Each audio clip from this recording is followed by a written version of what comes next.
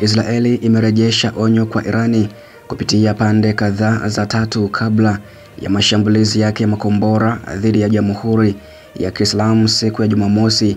Shirika la habari la Axios limesema hivyo na kutaja vyanzo vitatu visivyojulikana ambako kulingana chombo hicho cha habari kimesema Jerusalem Magharibi ilionyesha ni malengo ya aina gani ambayo ingeshambulia, huku ikionya Teherani dhidi ya kulipiza kisasi hicho.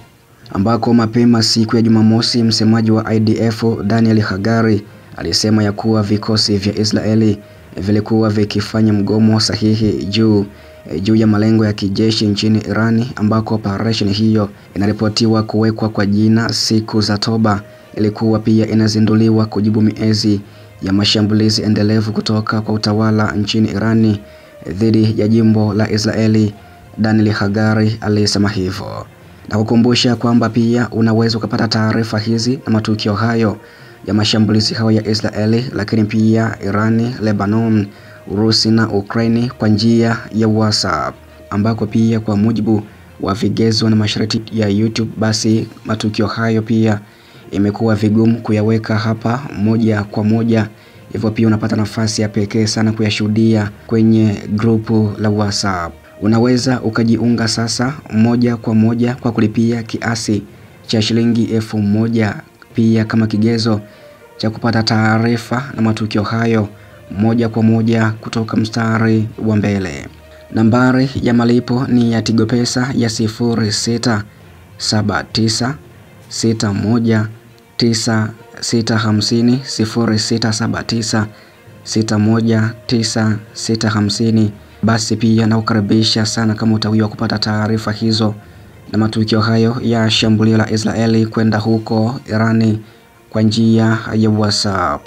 Waisraeli walisema wazi kwa Wairani mapema ni nini watashambulia kwa ujumla na nini hawatashambulia. Chombo cha habari cha Amerika kilisema ya kuwa hiyo ilionyesha jaribio la kupunguza ubadilishaji unaoendelea wa mashambulio kati ya Israeli na Irani na kuzuia kuongezeka zaidi, ambako kwa mujibu wa ripoti hiyo Israeli pia imeionya Jamhuri ya Kiislamu dhidi ya kujibu shambulio lake, la hivyo kutishia mgomo mbaya zaidi iwapo Teherani italipiza kisasi kwa mara nyingine.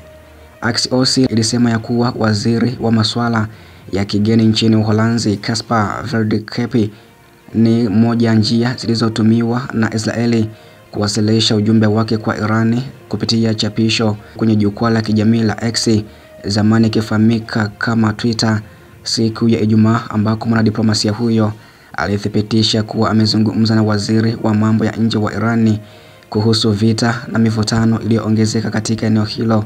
Ameongeza kuwa aliitaka Teherani kujizuia kulipiza kisasi tena.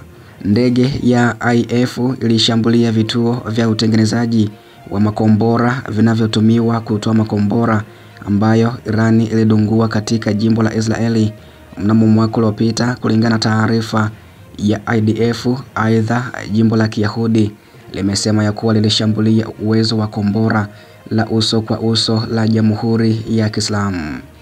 Irani ilifungua tena anga yake majira ya saa 3 asubuhi kwa saa za huko pia makao makuu ya jeshi la anga la nchi hiyo yakiripoti kuwa shambulio la uchochezi la Israeli lilikuwa limesababisha uharibifu mdogo katika maeneo fulani na kwamba tathmini ya kina zaidi bado inaendelea kufanyiwa kazi. Mfumo jumuishi wa ulinzi wa hewa nchini umefanikiwa kuingiliwa na kushambulia hatua hiyo ya uchokozi. Maafisa huko Teherani wamesema hivyo baada ya shambulizi la Israeli kwenda huko katika viunga vya kijeshi nchini Iran.